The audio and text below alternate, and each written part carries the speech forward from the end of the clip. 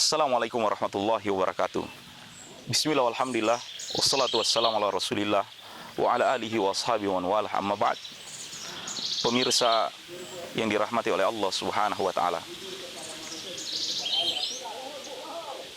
Amr bin Luhai adalah pemimpin Bani Khuza'ah. Dialah yang pertama kali merubah agama orang Arab, agama Quraisy, agama yang ditinggalkan oleh Nabi Ibrahim alaihissalam, agama yang hanif, agama tauhid, kepada agama penyembahan terhadap berhala. Olehnya Rasulullah SAW bersabda dalam sebuah hadis, la'anallahu Amr bin Luhai, Allah Ta'ala melaknat Amr bin Luhai, yujarra am'ahu finnar, ususnya terburai ke dalam api neraka, li'annahu awwalu man baddala dinal Arab, karena dialah yang pertama kali merubah agamanya orang Arab. Amr bin Luhai, pemimpin Bani Khuza'ah, memiliki tentara, memiliki kekuasaan, memiliki cadangan devisa.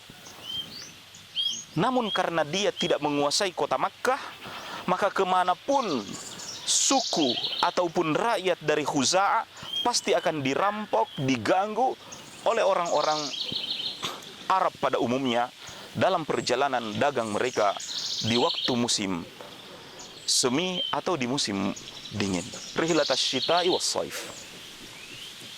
Olehnya Amr bin Luhai menyerang Makkah, menyerang Fihir ataupun Quraisy, merebut kekuasaan dari Quraisy, dan Quraisy tidak berdaya, tidak memiliki tentara, tidak memiliki cadangan keuangan yang besar. Akhirnya Quraisy jatuh di tangan Khuza'ah, pemimpinnya bernama Amr bin Luhai. Namun sebelum Quraisy menyerah, mereka menimbun seluruh area di sekitar Ka'bah. Maka ketika Amr bin Luhai memasuki kota Makkah, tidak ada yang tersisa selain bangunan Ka'bah tersebut. Sumur Zam-Zam telah ditimbun dan hilang entah kemana jadinya. Ketika Amr bin Luhai menguasai kota Makkah, maka sebuah kelaziman bagi dia adalah harus memberikan makan dan minum terhadap orang-orang yang datang haji dan umrah. Dan pekerjaan mendatangkan air dari luar kota Makkah sebuah pekerjaan besar. Namun apa daya, kepalang mandi biarlah basah. Olehnya Amr bin Luhai memerintah kota Makkah, memberikan kiswa kepada Ka'bah, memberikan minum kepada jamaah haji, membawa bendera al-liwa dan seterusnya. Kemuliaan-kemuliaan yang dikuasai oleh Qusay, kemuliaan-kemuliaan yang dikuasai oleh Quraisy yang sebelumnya. Dan benarlah, ketika Bani Khuza'ah yang dipimpin oleh Amr bin Luhai ini menguasai kota Makkah, maka apa yang diinginkan oleh Khuza'ah berupa keamanan, berupa dihormati oleh orang-orang Arab pada umumnya, dia bisa raih dan dia bisa dapatkan.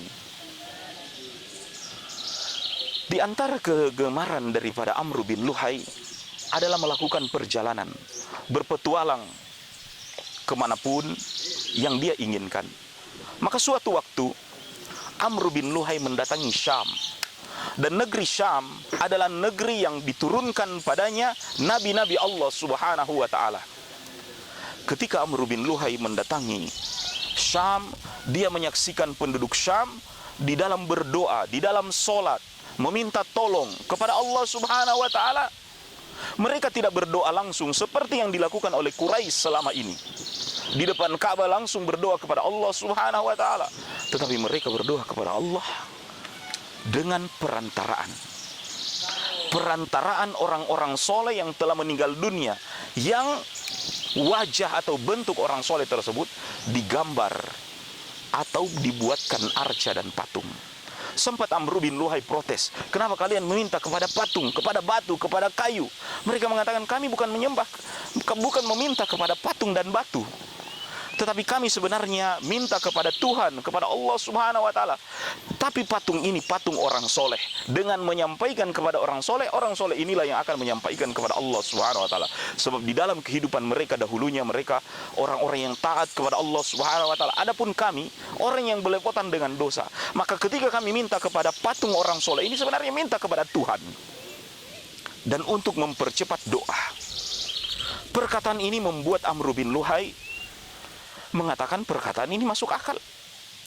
Akhirnya dia mengatakan, aku pun melayani Ka'bah.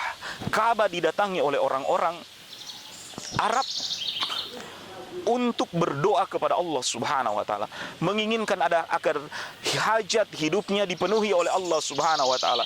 Maka ketika aku menjadi pemimpin Ka'bah, aku akan bangun infrastruktur supaya doa itu tetap cepat diijabah oleh Allah Subhanahu wa taala.